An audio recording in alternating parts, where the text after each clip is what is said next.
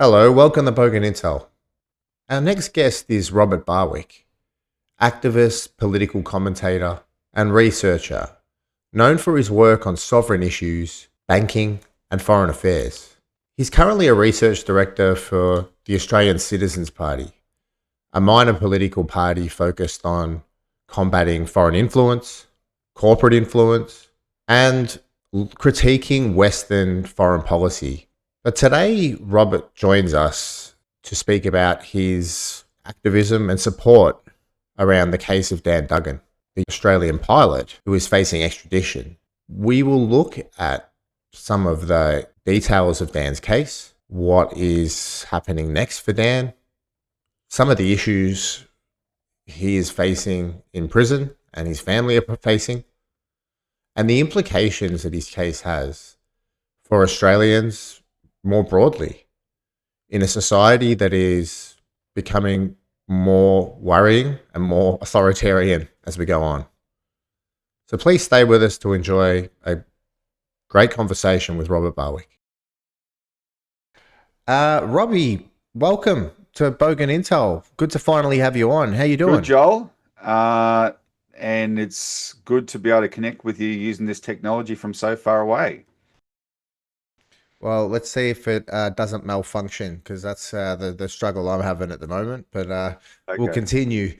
Good to see you. And well, you're on to essentially talk about Dan Duggan, who many Australians would have heard of.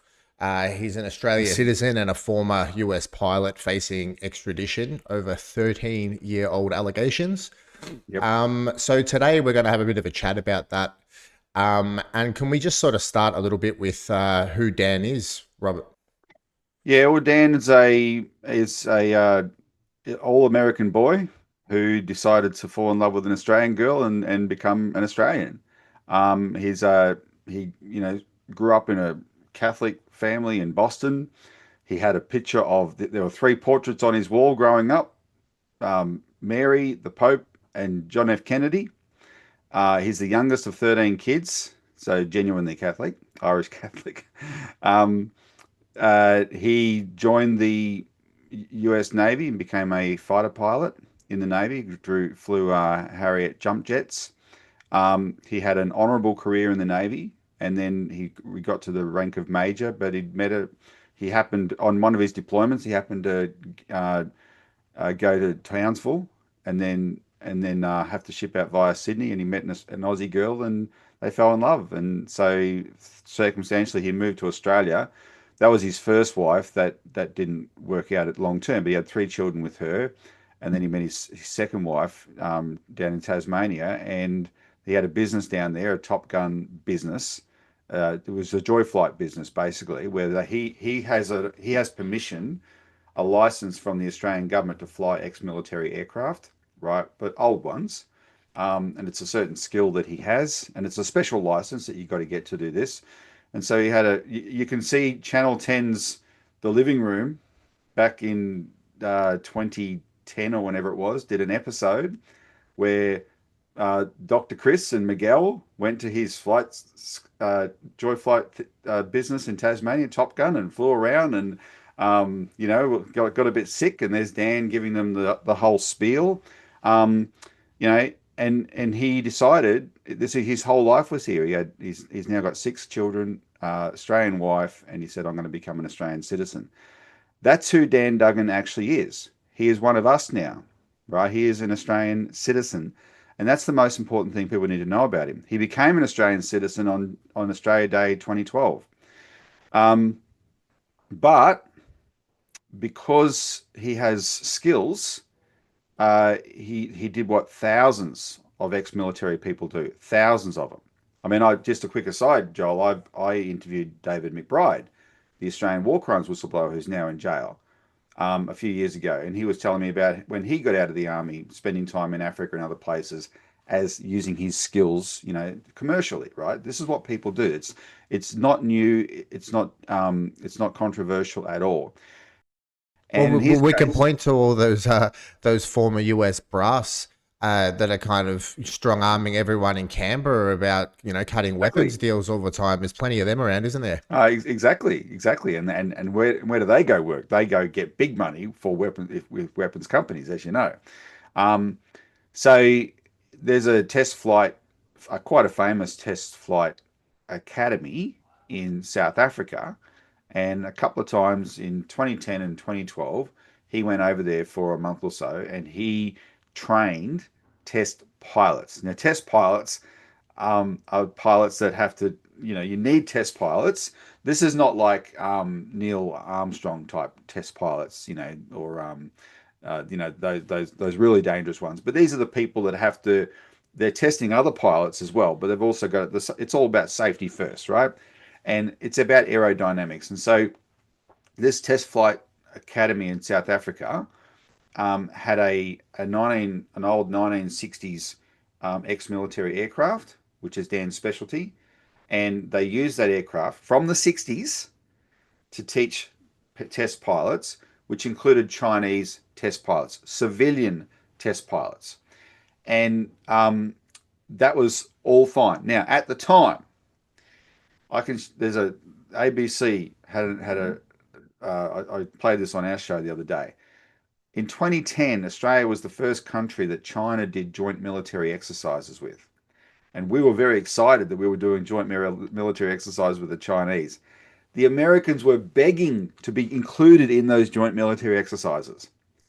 That is the political climate at which time Dan Duggan went over there. And so when he's got Totally. Chinese pilots at this school, he's not batting an eyelid, The right? Port of Darwin was getting signed over at that point. Exactly, There exactly. were joint operations happening up near the Cocos Keeling Islands, wasn't there, or something like that, with China at the time? Military operations. Yep. We Yep. kept going, by the way.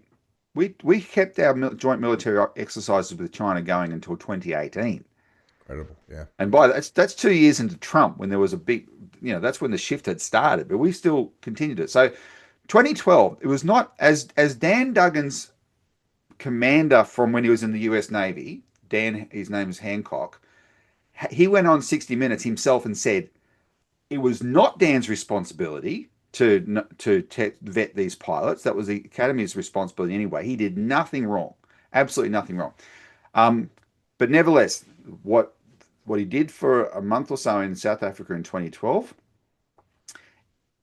5 years later in 2017, a US grand jury in Washington was impaneled to indict him under America's uh, trading arms uh, trafficking. It's called trafficking in arms regulations.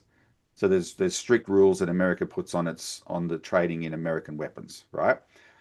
But he wasn't trading in weapons. He was training. This is the first time that those regulations have been applied to training, just in one case, Dan Duggan's case, in the whole history of the United States. So he was indicted under that for that training, and they chucked in a conspiracy charge and a money laundering charge. And if you know how the U.S. Justice Department works, those charges are just to pad out the potential, um, uh, jail time that they can use to threaten these people with, right? Um, And Rob, sorry to butt in, but this was only civilian aircraft training going on. There was no weapons training going on at all. There was no link at all to any weapons at all. no weapons, no weapons.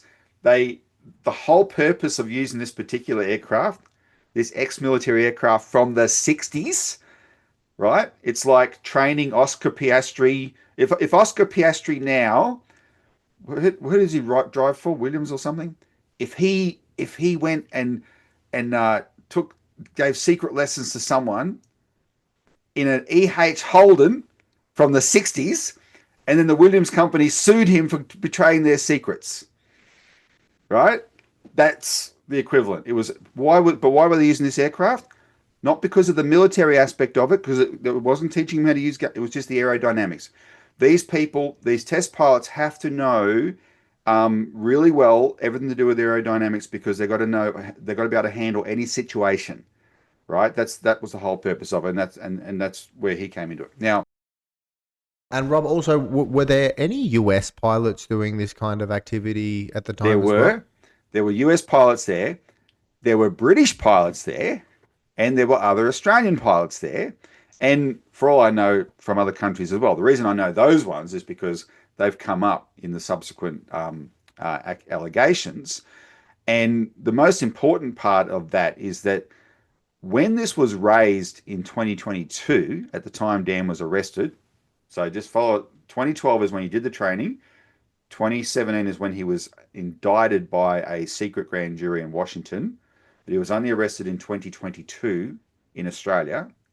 At that time, this became the month before he was arrested. Suddenly, there was these articles planted around the world, creating a scandal over this thing, right? In the context of the politics of 2022, the anti-China politics of 2022, not the politics of 2012, right?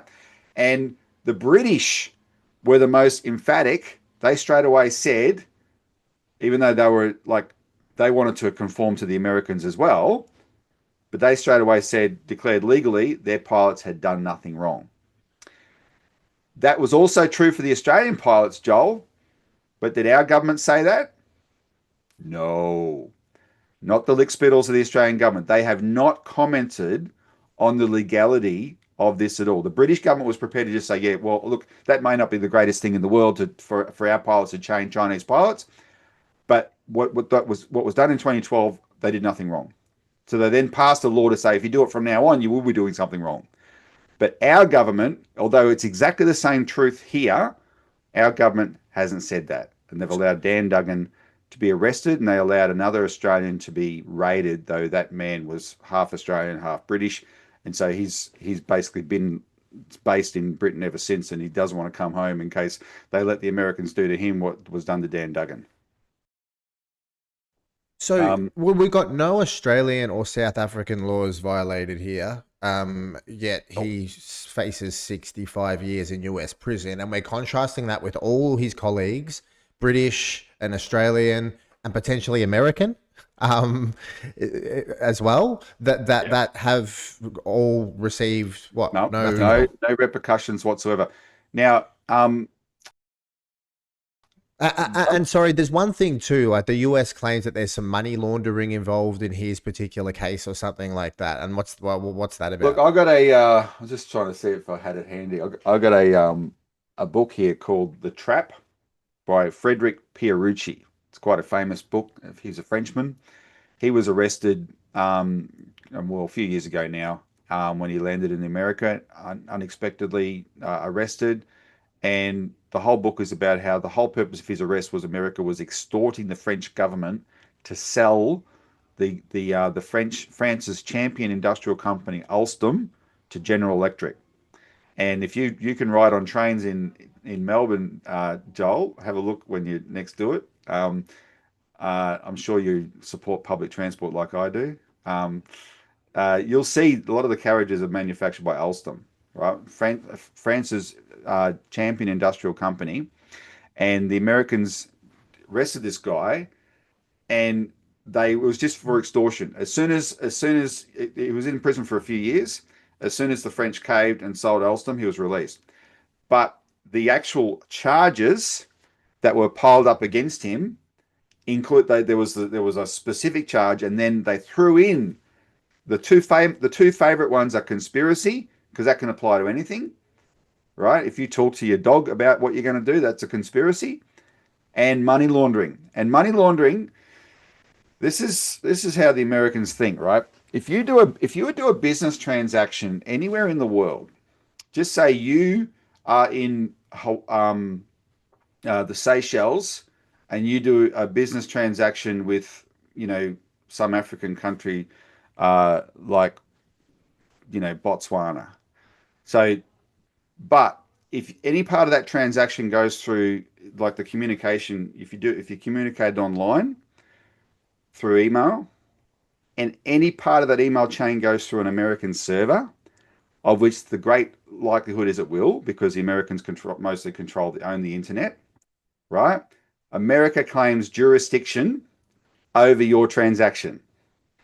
If you have to transfer into US dollars and out, America claims jurisdiction over your transaction. And they use this awesome extrajudicial reach that they claim to say anything, to accuse anything of being money laundering. What they accused Dan of money laundering was he didn't do the training for free. He got paid for it. He got paid $180,000 for the training he provided because he's a highly skilled person. And he transferred that back to Australia and he paid tax on it, entirely legal and above board. That transfer back to Australia is what the Americans are calling money laundering. Well, no wonder de-dollarization's happening at such a rapid rate, hey?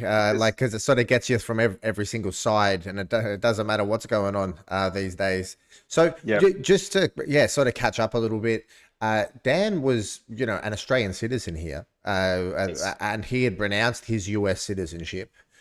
So what are the details there surrounding the US looking to extradite an Australian citizen who's no longer a citizen in their country, who has a letter essentially proving that? What's the... So think about the timeline, and the key dates are 2012 is the training, and also when he became... Here's the funny thing.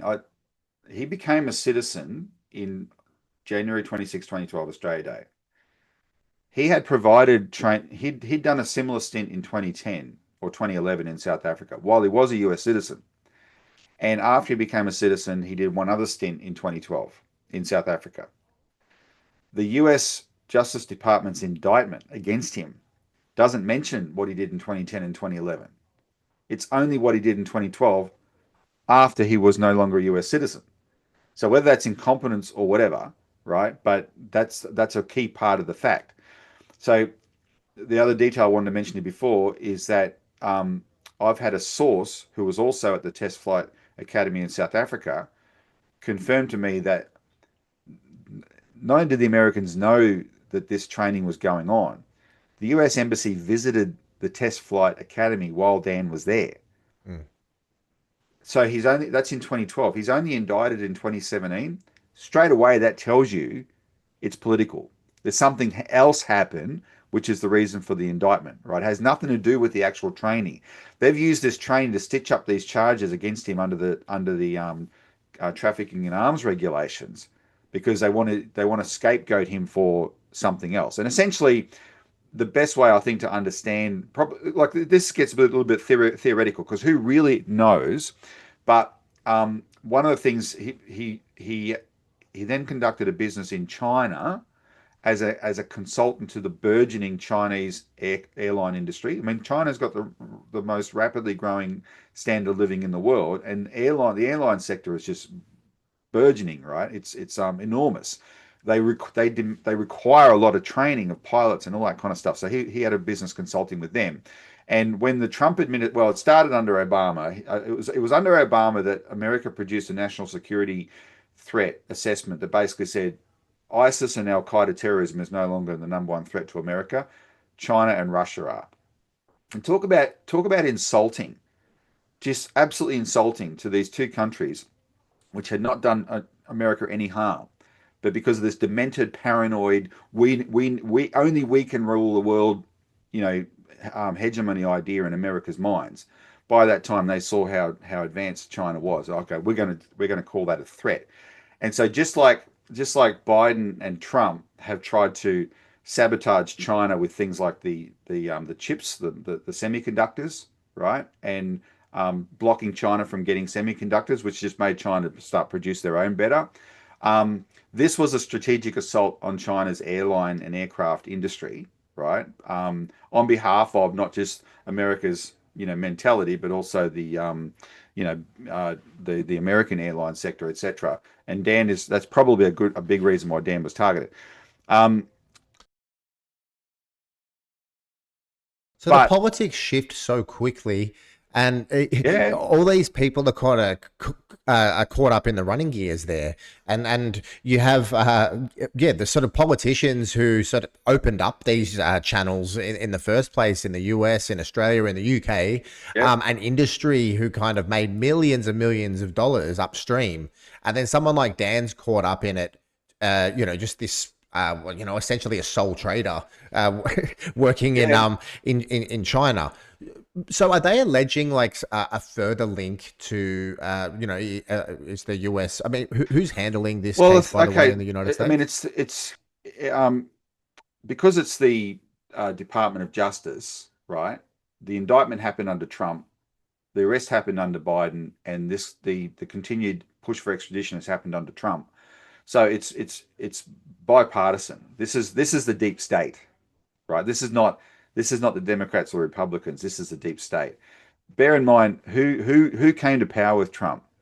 You had people like John Bolton, Yep. Mike Pompeo. This is in 2017, right? John Bolton, Mike Pompeo, and Peter Navarro, the unholy trinity of absolute demented China haters in the Trump administration. Trump himself, as you know, he's hard to read, right? He's the biggest bloviator in the world. So he spent the 2016 election saying, China, China, China raped us, China raped us, right? And I spent 2016 saying this guy's a f-wit.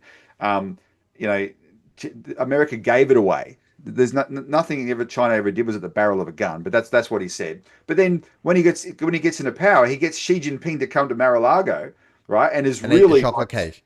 yeah, the chocolate cake, super respectful. She's my great buddy. Well, he wanted a deal, but he employed people who didn't want a deal. He employed people who want a war. Mike Pompeo is one of the most evil men in the world. The guy who tried to destroy Julian Assange.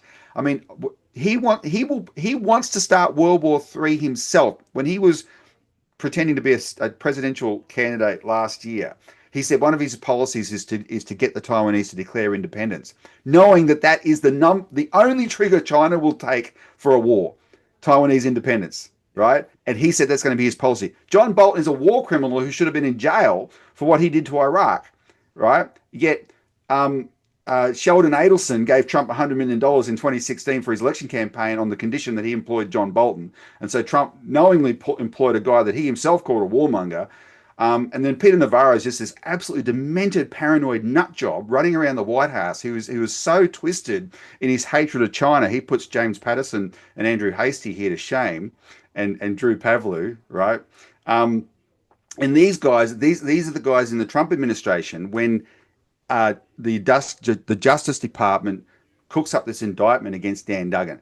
They were determined to pick fights on the China front, and Dan Duggan was caught up early on in that. It's just that because he was living in China, he didn't get arrested until 2022. He came back to Australia. ASIO lured him here. This is to answer your original question. ASIO actually lured him here on behalf of the Americans, Joel. The Inspector General of ASIO, um, uh, uh, uh, Vivian Tom, she's actually she had to look at the case of what ASIO did to Dan Duggan. We will never see her report. It doesn't be made public, but she actually said ASIO engaged in bad conduct in relation to Dan Duggan.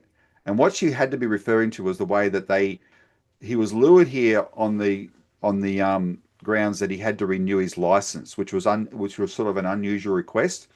So he comes back to Australia because he's living and working. He has a business in China by then. He comes back to Australia and he's dropping his kids off at school, and that's the picture that we've shown everybody. And ASIO and the federal police arrest him on behalf of the Americans to meet this extradition request.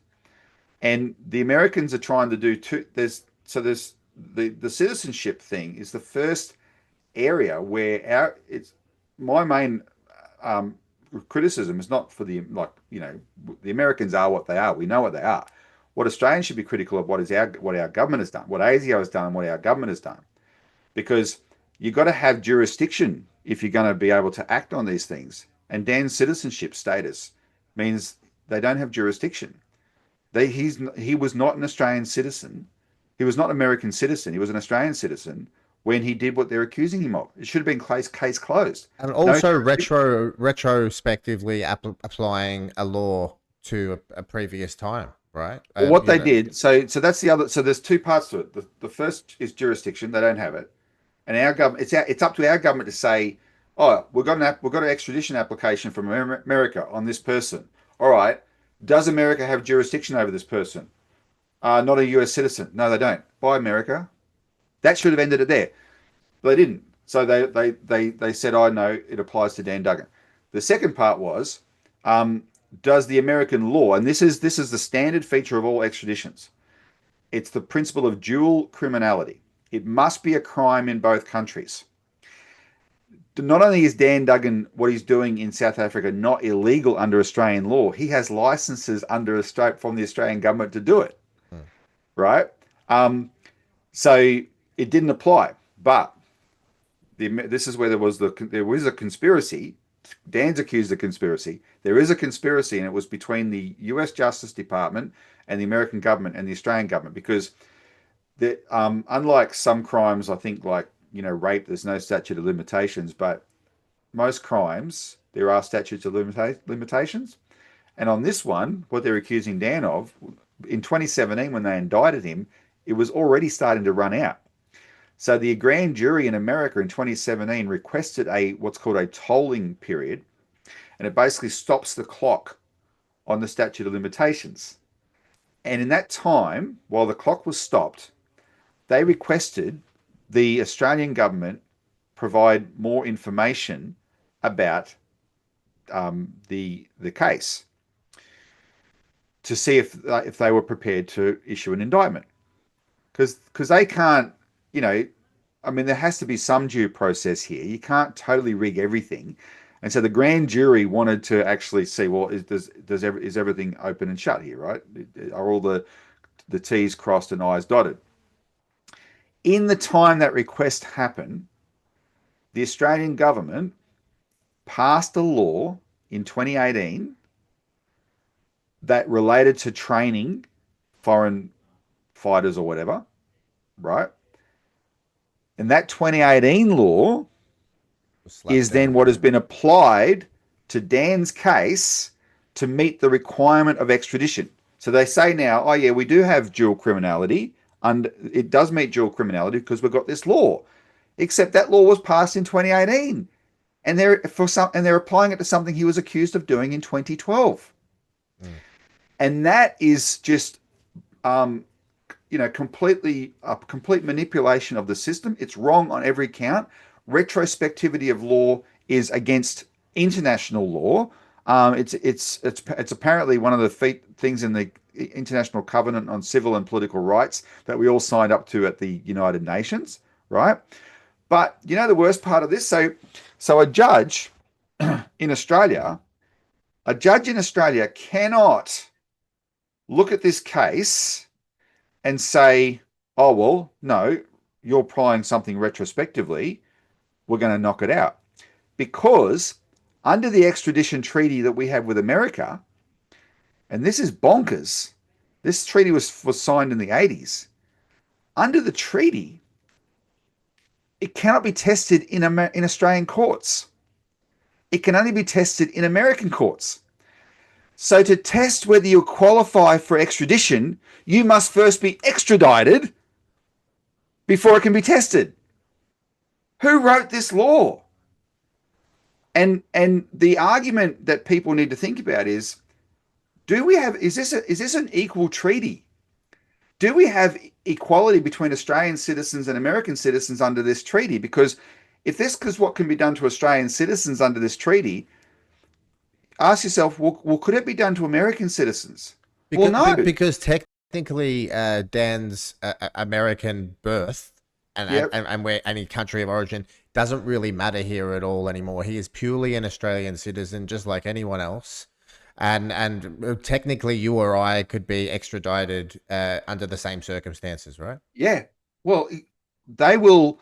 Well, why I say yes so quickly is because I'm talking now about the attitude of the Australian government.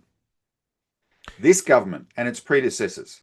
Look, I'm wondering if they're feeling they can compartmentalize Dan Duggan due to his, his proud American heritage, and yeah. So, but this is the problem here. This acts as a precedent here, and Washington know that there's a channel that's been opened up, and it's the Dan Duggan precedent, and it's a bipartisan scenario on both sides of the Pacific that allow this sort of thing to begin, right?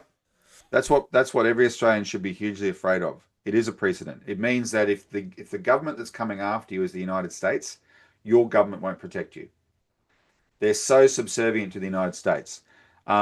They've even Dan Duggan's case has even been cited in the U.S. Congress in a hearing. This was back in 2023. There was a hearing about AUKUS, and our government seems so desperate to cling on to this AUKUS deal. We're gonna, oh, please take out $367 billion so we can buy your crappy submarines, right? And start World War III. Oh, you want more? Here, take more. We're acting like AUKUS is in our favor when it's just a white elephant for those guys.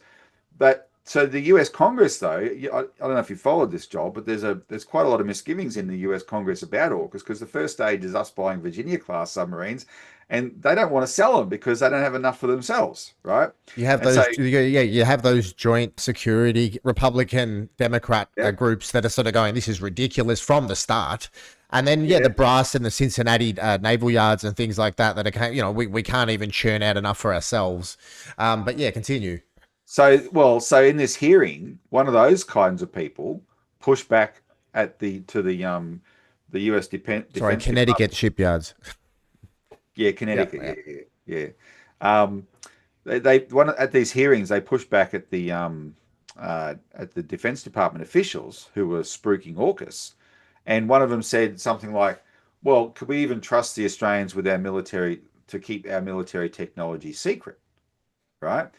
And one of the officials, a woman, in replying to demonstrate how trustworthy the Australians were, she cited Dan Duggan and what the Australians have been doing to help the Americans extradite Dan Duggan as if it was some kind of a sign of good faith to the Americans that, see, we can be trusted. Here, take our Australian citizen, destroy him and his family, right? Please take our $367 billion for your stupid submarines as well.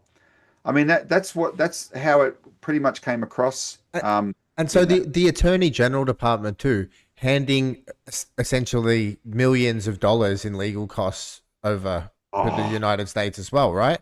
And then freezing Dan's assets, denying legal aid and things like that on the other side. Like, this is just a friggin' joke. well, because what people need to, if viewers haven't um, heard of Dan Duggan before now, what you've got to understand is that he's been in jail for 3 years without charges, fighting this extradition. So he hasn't broken any Australian laws, he hasn't broken any South African laws, and he would argue he hasn't even broken any US laws because they don't apply to him. Um, but he's been in jail for 3 years now because he hasn't been charged with Australian laws. That means he doesn't qualify for legal aid. So he can't. The taxpayer can't fund him. Now he wanted to sell a house, a family asset that they had, which is worth a few $1 million, to fund his legal aid. The Americans got wind of that, and they went and got our government to put a freeze on that asset, a caveat, so it can't be sold. Like a Magnitsky style freeze Yeah. on like what the heck? Well, you know what they called it? They used the Proceeds of Crime Act to put a freeze on it. Now, so the Duggan family said, okay, well, you're saying proceeds of crime. The crime you're accusing us of, you've already put a value on it, $180,000. That's what Dan was paid for what you're accusing him of doing. So we will agree to quarantine from the sale $180,000 so that you can be satisfied that that's not that if what you're calling proceeds of crime are true, that won't be touched. Um, and we will have the rest of the money, please, to fund his legal defense. Oh no, right? Total freezing of the assets. So what they're essentially doing is, here's the great and powerful United States wanting to crush this family, and they are insisting that the family has to fight with one hand tied behind their back legally, right? So they've got Bernard Collaery as the lawyer. Now Bernard Collaery is the former Attorney General of the ACT, but he was um, uh, Witness K's lawyer. Now, Witness K, remember, was the former ASIS spy who blew the whistle on the bugging of the Timor-Leste embassy when under Alexander Downer's orders, when we were negotiating with Timor-Leste over who got the oil, right? And that here's big Australia bullying East Timor and not even having negotiations on a level playing field because we bugged the embassy. And this guy blew the whistle on that. And then witness Bernard Collaery was his lawyer, but then Bernard Collaery was also charged by the Australian government for under national security legislation for what he knew about the case, and then eventually those charges were dropped. Bernard Collaery has also advocated for other people like David McBride over the journey, but I mean he's no Bernard's no mug. He needs to be paid for all the legal work he's done for Dan Duggan, and he's working on the basis that eventually he will get paid, but most of the time he hasn't been paid because the Duggans can only rely on donations from the public to help fund this case, right? And then, as you said, as bad as that is, and it's just soul destroying what they've had to try and go through to do this. I've spent a lot of time since I've known about this case trying to help them fundraise. I mean, I'm going to ask you to put a little link below this video, right? Sure. People who watch this video, please donate to the family. They need all the help they can get. I'll say some more about that in a minute. But all the actions of the Americans in Australia, the US government in relation to this case, under the extradition treaty, our government pays for. America doesn't even pick up its own legal bills to crush this family. And this really is about, are we that surprised that America's so bad? No, of course not. We've seen what's happening over there. It's imploding. This is the virtue of whatever it was as a republic is being trashed, right, by decades of warmongering, and it's crazy. What we as Australian citizens, our anger needs to be directed against our own governments Totally. for facilitating I mean, this. one thing that really stands out here is just how much hyperextension and how much, gift wrapping of Duggan happened here, from the Attorney General's department through ASIO. They went above and beyond Yep. to provide this bloke wrapped in gift wrapping, to a as you said, a bipartisan Leviathan in Washington that's just kind of falling apart. And from one day to the next, from 1 year to the next, their idea of what Dan Duggan is to them and what threat he is to America is changing by the minute. Yeah. And it's kind of insane to think that, our government, our bipartisan political apparatus has also worked in the same kind of motion just to sort of put him up. And this is the other thing here too. The bloke has, 6 children, and he's been living in Australia with 6 children, raising these children, and then he's told he can't sell his house to finance his legal scenario. He's running around with no options in the country. And then around Christmas time, was it? He was given a handful of days to say goodbye to his family before, the Attorney General scooped him up. Was there a political aspect to that by any chance? Of course. So he was arrested in October 2022. And now the arrest was, according to procedure, but with this element of ASIO I told you about. But the Attorney General has the power here. Under the law, just like with David McBride, the Attorney General has an absolute power, A or nay. They don't need a court case. David McBride should not be in prison. The Attorney General could have said, don't charge that guy. The Attorney General tomorrow can say, get David McBride out of prison. Read the law. She has that much power, absolute power. Same with Dan Duggan. She can say, the attorney, and before her was Mark Dreyfus. He could have said, no, right? This does not meet the requirements, etc. However, what he did was, and it's not like he doesn't have an actual exit ramp. You know what I mean? The fucking law. Yeah, that's right. Exactly. It's backing him up. But here's what actually happened. The department, now remember, we do live in this yes minister world, right? The deep state is I don't really like that term, but let's just use the deep state term. What is it? It's infiltrated into these departments. ASIO comes under the Attorney General's department anyway. So the department is what set out to accommodate the American request, and they made some mistakes. Now there's going to be a hearing next week, which is Dan Duggan's final hearing after 3 years, and the hearing is his legal team is going to be challenging the Attorney General's decision making, right, and proving that they're trying to prove that the Attorney General made mistakes because of the department. So the department, to try to make this fit, made initial mistakes, and then instead of owning up to those mistakes, someone today compared it to robo-debt. Just like with robo-debt, when robo-debt started, it became clear after not that very long a time, hang on, what we've done here is something that's not right. It's making mistakes and it's destroying people. And the department then doubled down, right? And that's why, and the ministers protected it. Similar things happened to Dan Duggan. So they made mistakes in the first decision that Mark Dreyfus made in approving the extradition was in December 2022, a few months after he was arrested, and he made it under the cover of Christmas, so that it wouldn't make the news, and then that led to It made the news in Dan's family, though. Like, how friggin' traumatic, exactly. how terrible and traumatic is that, you know? So, exactly, they wait for the shutdown, they Yep, sneak it out under the radar when everyone's having, lovely barbecues, and Dan's yep. saying goodbye to his, tearful kids on Christmas. It's just an incredible contrast. And, like, is there any daylight between Roland and Dreyfus at all here? Is there a beating heart underneath that tin exterior of the Well, new I don't. AG, or? I look. I don't think so. Like, because she hasn't even looked at this case from what I can tell.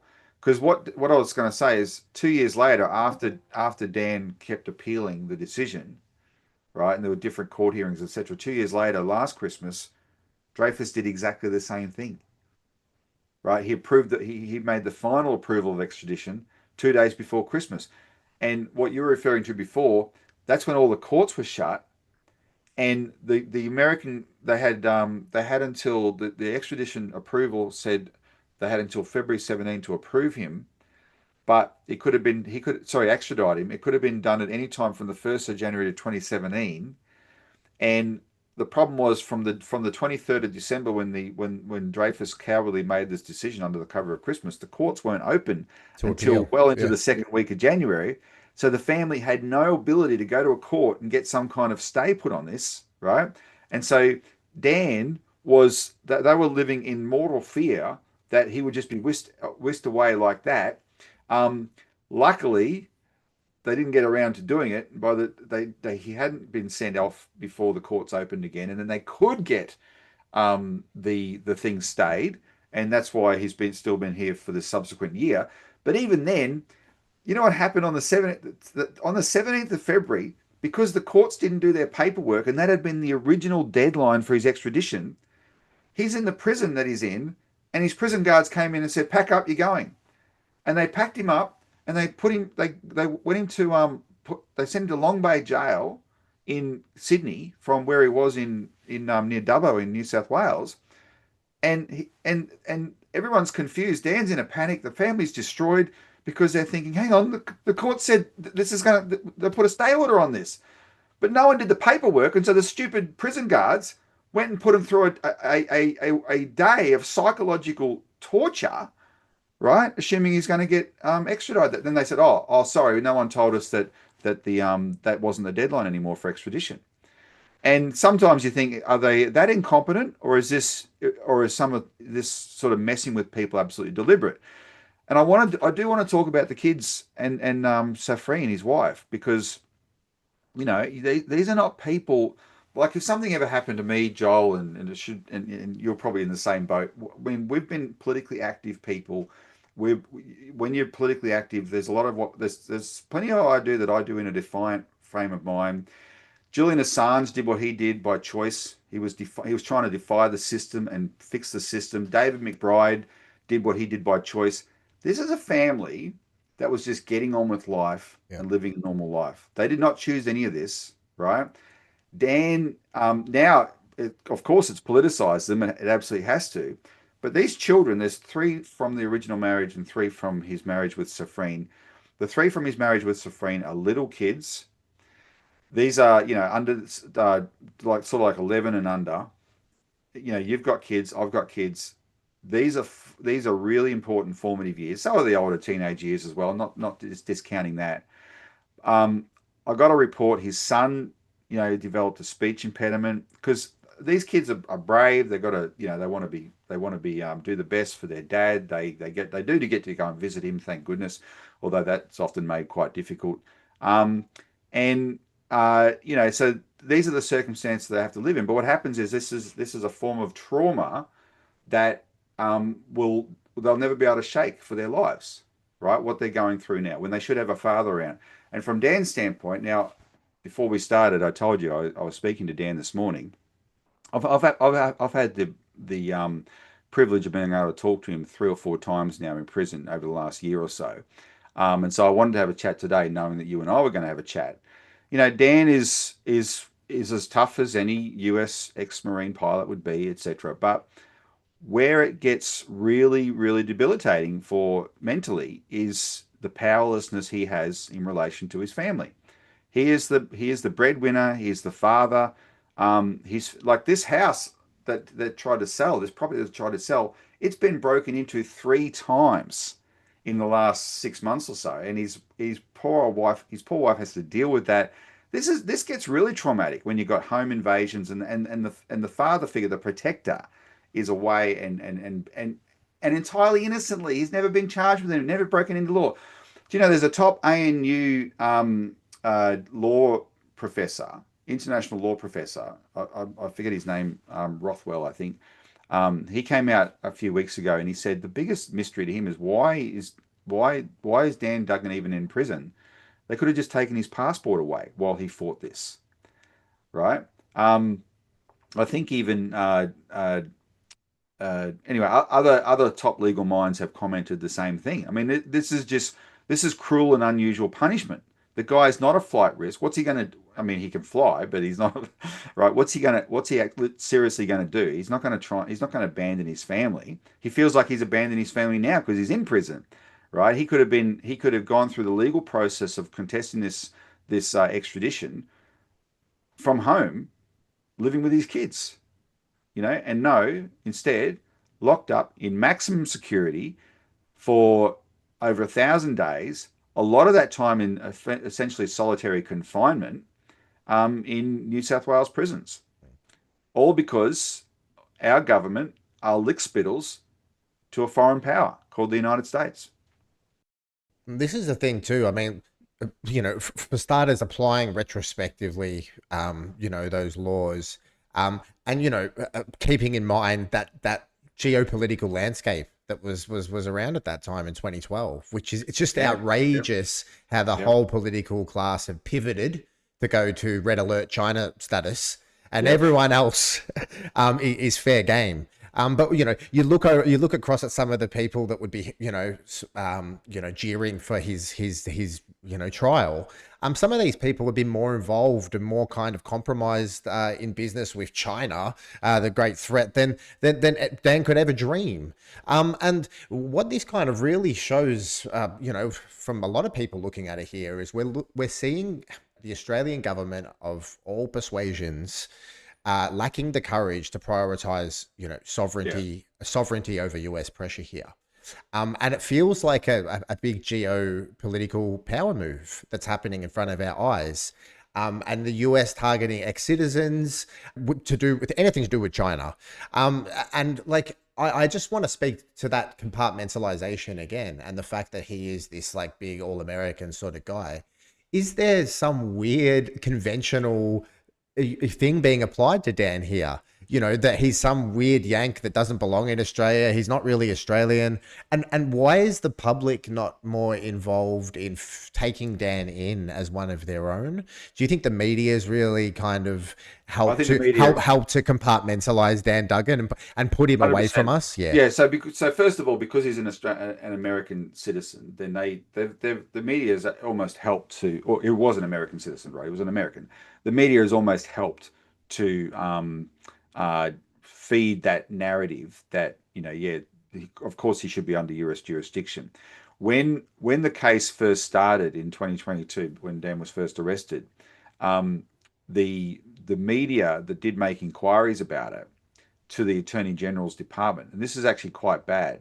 The Attorney General's department, instead of acting objectively, and just saying, no, no, we're applying the law here. The Attorney General's Department was backgrounding media and saying, oh, have you read the extradition? Sorry, have you read the indictment?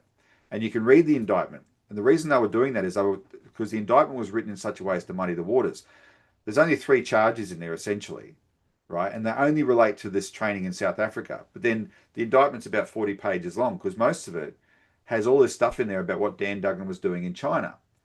And it was drafted that way so it looked like in the context of the current politics about China, they even made up. They even said, "Oh, look, where he lived was near where this Chinese aircraft carrier is." Except the Chinese aircraft carrier that they talked about hadn't even been built, and it was 1,200 kilometers away or something. It was ridiculous stuff. But the dumb redneck journos who are reading this, right? They're just having their minds biased, deliberately prejudiced against Dan, and the Attorney General's Department was doing that deliberately. And so the media have pulled their punches. They haven't treated him as a proper case of an Australian citizen being victimised by a foreign power. Plus, the media from the beginning are in on this. The ABC, as you and I know, the ABC people think, oh, the ABC is always they're not like these more rabid commercial media. They're more measured, etc. Yeah, except when it comes to anything to do with foreign policy, the ABC is absolutely in lockstep with the establishment line always. In fact, they're often out ahead of it. If it's foreign policy, they are absolute shills for the establishment. Sometimes And they're benchmarking the friggin' propaganda, you know? exactly. And then the other media is who what? Murdoch, the guy who did the reverse Dan Duggan for money, not for love, and he became an American citizen and abandoned his Australian citizenship to become a billionaire. But then he still thinks he gets to tell us what patriotism is, right? The evil Murdoch media, and then the other ones that used to be different. Now that they're the Nine Group, they're more rabid on China than the Murdoch crowd are. The Sydney Morning Herald and the Age, they're the ones that Paul Keating took to task, right? So yeah, they've definitely muddied the waters here. Periodically, you'll get a story on Dan, but you're not holding him. They're not holding him up as a symbol of injustice, whereas the Citizens Party has. And I wanted to mention this just briefly because when I first heard about this case, I didn't know the details. I didn't know if Dan was innocent or guilty. What I did know emphatically, which is why we went hard straight away and started reporting on this in 2022, this is what I knew, that there's no way in that political climate of today that this guy would ever get a fair trial either in Australia or in the United States. No way, because of the extreme xenophobia, anything to do with China. People just the prejudice is just enormous. That's why I started advocating for him, and the Citizens Party started advocating for him. Over time, we've become very, very familiar with the case, and I'm absolutely convinced that we should have been advocating for him for all along because he is an innocent man and he's an Australian citizen that we should be helping. And because we put out that clear message, we get enormous support for Dan Duggan. But just before that too, there's like you can't pass, you can't get your $200 without pass and go here. There's just a simple couple of things back downstream, right at the start of everything, say, hey, Dan Duggan's an Aussie. He hasn't broken any Australian laws. He hasn't broken any South African laws. Get the fuck out of here. He's one of our own, and he belongs in Australia. It's quite incredible how complex this has gotten down the path. And yeah, like the political ragdoll that is Dan Duggan. Yeah. But like the consensus that's driven, via the media, and with the irresponsibility of the Attorney General's Department, of ASIO, of all the interlocutors here that have made this happen, make it sort of seem like Dan's on another planet. We had like a small cohort of politicians that were going to Washington to advocate for Julian Assange. We've had, the Chung Lei incident where there were a lot of, people getting involved. Who in our political class is actually advocating for Dan Duggan right now? Nobody. Incredible. That's the tragedy. Do you know, Joel? Dan knew Chung Lei and her partner Nick in Beijing when he lived there. Right? When he watched the Sky News episode a few months ago on Chung Lei's story, Dan said to me he felt like he got PTSD watching it. I mean, he has enormous empathy for her. She hasn't said boo about him. Chung Lei has not said boo about Dan Duggan because, see, You can only be a political prisoner if you're in another country, can't you? Oh, we don't have political prisoners in Australia. I've just spent an hour telling you that this guy's a political prisoner. That's actually what he is, right? If That's an that's the innocent real man, standout here, and it's not yeah, like he's on some island or something either. no, You know, he's right here in this country. This guy, like, and he's pretty dinky guy, right? He's got 6 kids, and he's a business owner, and he has a couple of properties. And I'm sure he's not some, like, left out of control leftist or kind of no, unreasonable person. He's just a normal kind of yeah, Aussie, right? yeah. He's fitted in really well in Australia, right? And he was doing very well until he got caught up with this. Um, and look, So I just want to ask a little bit here. What are the chances that Dan has in October of kind of avoiding this extradition? Is this just something that's been sort of that all the arms have been bent into place and the whole thing is set in stone and it's just a formality what's going on right now, or is there a fighting chance here for Dan Duggan? And it's how not a can form. people help? Okay, it's not a formality, but it's last ditch, right? This is the last ditch hearing for him. And what they will be taking on is trying to prove the Attorney General made mistakes in his determination. And they got a lot of evidence, but courts can be unpredictable, especially national security influenced Canberra courts can. So there's no guarantee. Um, uh, if that fails, he may have other appeal options, but it's most likely that he won't be able to avoid extradition. The number one way people can help is financially, and we'll put the link below because they only can rely on fellow Australians to help them, right? Or anyone in the world who wants to help, but they're not going to get help from the government, like I said, and the government's actually paying the American government's bills. They need their total legal bill that they've been trying to raise in different ways is $300,000. But the hearing, this last hearing is next Thursday. Today's Friday the 10th, so it's Thursday the 16th.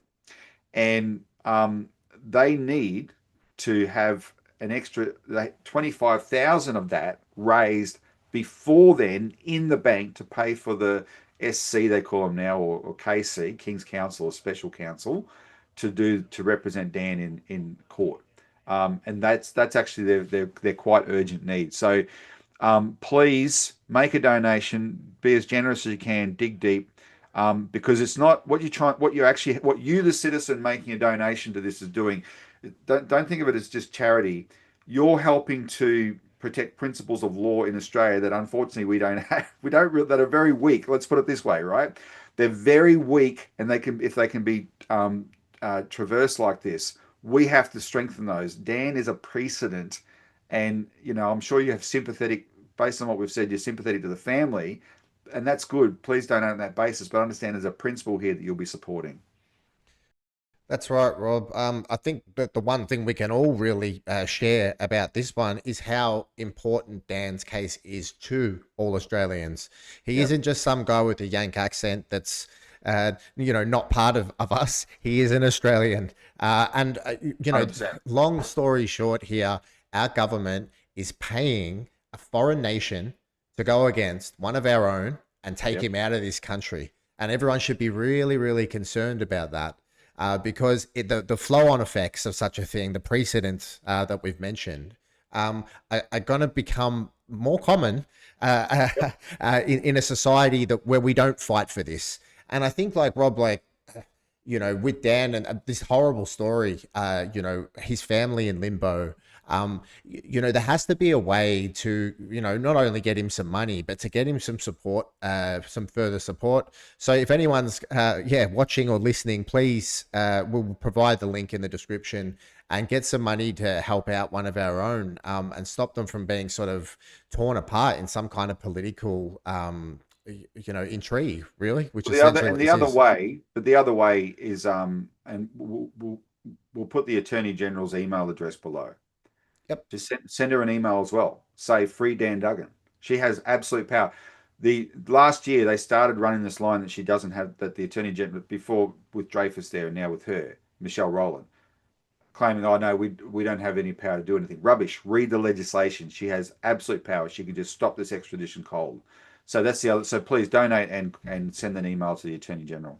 Yeah, and going a little bit further and being a little potentially a little bit controversial here, just seeing what's happening in this country to citizens like Dan, it reminds us that we don't have a Bill of Rights in place. We Yeah. don't have some of these checks and balances that the country Dan's going to be extradited to, or potentially will be extradited to, will have. And there's a good chance, and correct me if I'm wrong, that Dan might stand more of a fighting chance in the country he's being extradited to by the checks and balances that might be around him. Although he's not a citizen, I suppose that they might not apply to him anymore. But the farce of this is that Australia really is the lowest common denominator here.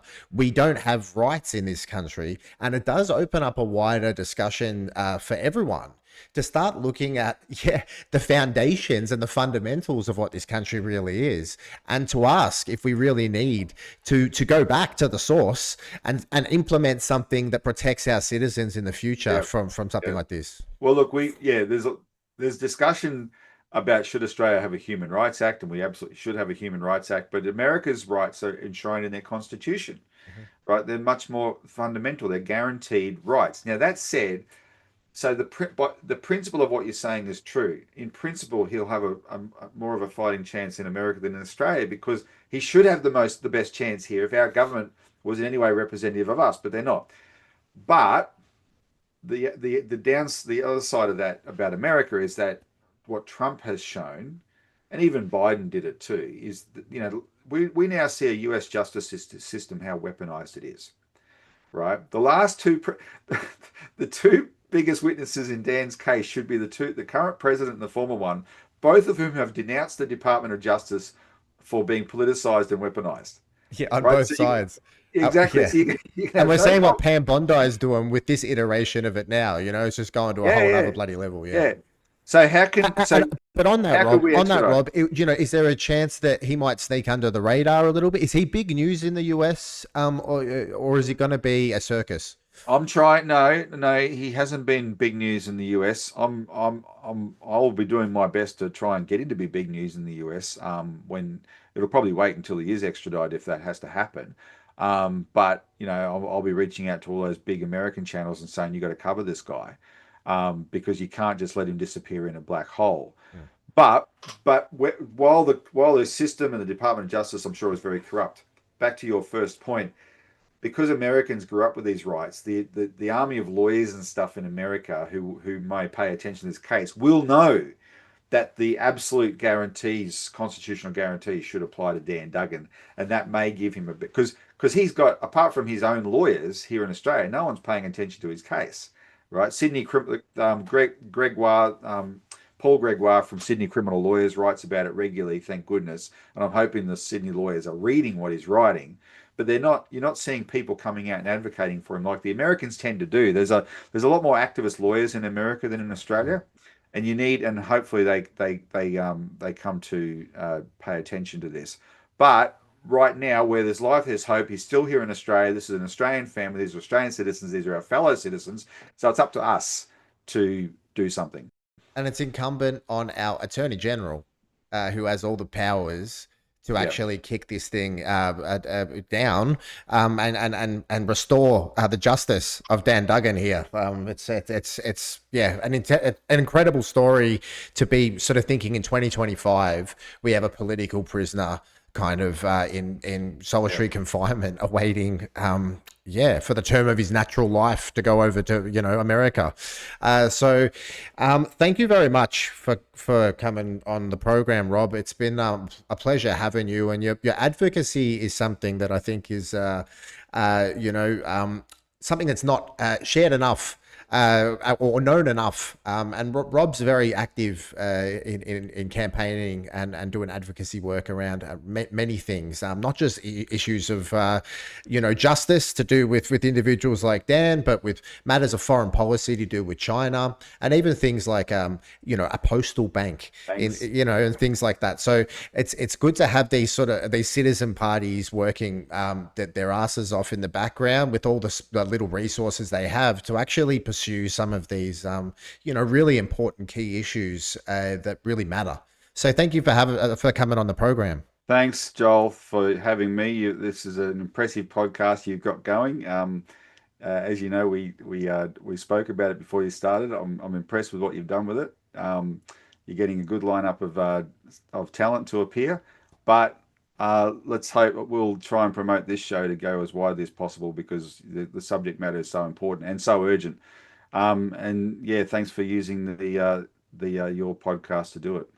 Yeah, no worries. Look, it's really important that someone like Dan gets aired out there. And unfortunately, this podcast is lifting up a little bit too much weight at the moment with some of its guests that should be really on key national platforms talking about some of this stuff. So yeah, I'm pretty lucky here, but I wish it wasn't this way, to be honest. I wish yeah, some of these voices were sort of elevated to a bigger audience. But yeah, hopefully I can get, a couple of million subscribers and that'll show them. So yeah, there we go. Catch you soon, mate. Thanks, Joel.